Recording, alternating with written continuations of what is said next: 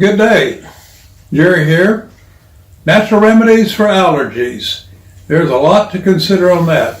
Welcome aboard, Dave. How are you today? Doing great, thanks. What do you know about any natural remedies for allergies other than plugging your nose with pollen? Well, from what I've heard, the body responds to allergens based on immunity and from recognition of those properties, right? Yes, it does. That's a really good point.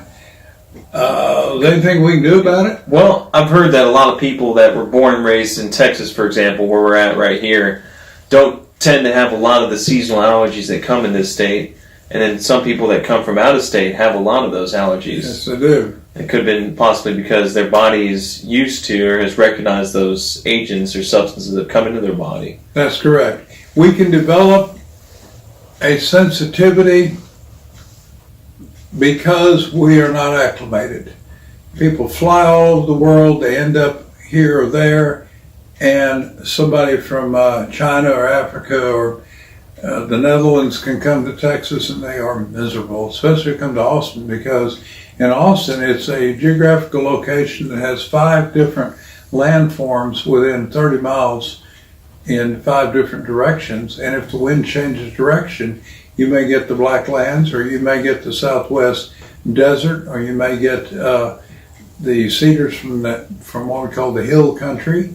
And all of those just ravage your body if you're not used to it. You really have problems. But there's an old saying that drunks tend to say, get up in the morning and have a little hair of the dog. Okay, that really has some validity in dealing with allergies. By that I mean somebody would take a shot of beer when they got up in the morning after a long night of binge drinking, and they would feel better, at least for a little while. What's that got to do with this? Well, if you take and gather a large amount of material from the environment, in this case I keep a plot that grows naturally, and it may have 150, 200 different kinds of plants and flowers and pollens and everything. At the end of near the end of the growing season, I will harvest about 10 to 15 pounds of that material, and I will place it into 2-gallon jars, and I will pour 190 proof alcohol over it until those plant materials have literally turned white, and the liquid has turned a deep green. What has happened is that all of that material has been leached from the plant material. Then I carefully remove the plant material, and I cut that mixture by 50 to 80% with distilled water.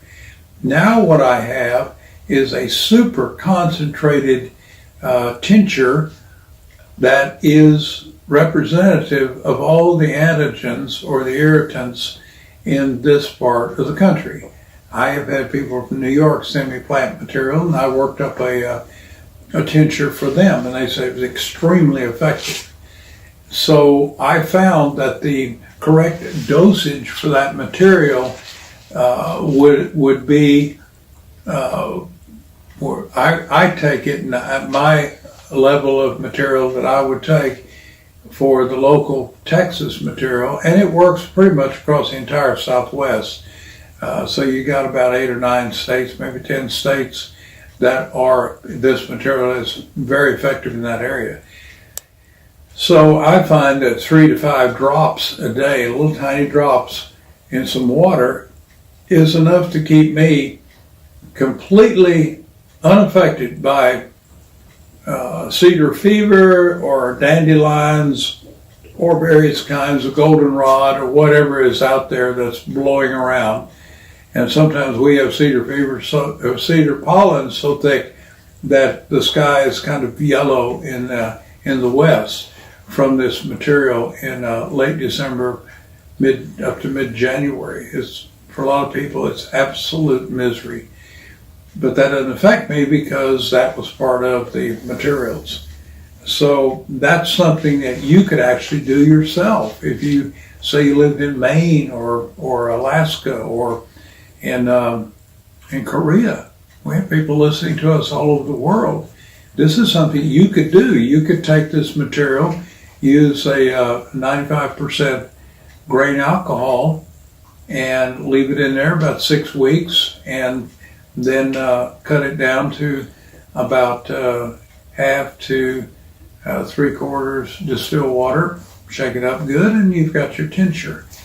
So I've pretty well given away the store on how to do that. But, our job here at Challenge A Lot Better is to help people and not sell a product at this point. So any other comments that you would on that? Anything you can think of? Well, I've heard quercetin is a good natural remedy for allergies. It comes from kale. I don't know if you know about true. that. Yes, that is true. That's really good.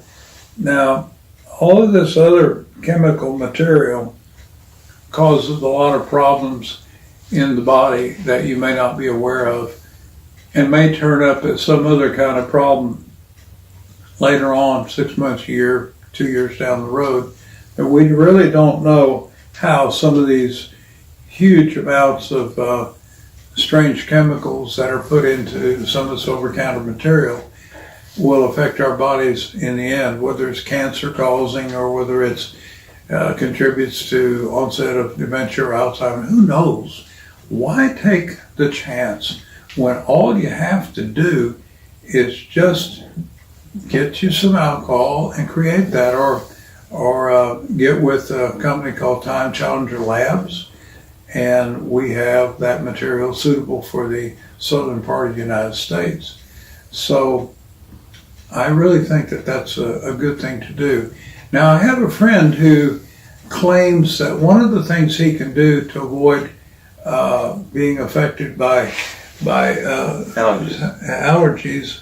Where are we at this? Where does it say that? Pollen allergies. Oh, pollen. Okay. One of the things, it's a big deal about pollen for him. That's why I was looking for the word. What he does, he takes a little bit of petroleum jelly and rubs the inside of his nostrils just a little bit with that. I don't put petroleum products on my body, so I would recommend using something like a little bit of coconut oil around a little bit in the inside of your nose, and that tends to collect some of the pollen and keep you from having a problem with that. So I think those are some remedies that just might work for you. Absolutely. And keep your gut healthy, because even your gut, where the immunity of your body comes from, can play a big role in what you are allergic to. If you have a broad spectrum of food that you eat, the chances of you having a lot of allergies goes down. So your body gets used to various kinds of materials. So until next time, this is Jerry. And David. We look forward to this opportunity to talk with you. Bring this information. Hit the like button. Notice that there is some link information, and we'd love for you to subscribe. Until next time, be well. Be well.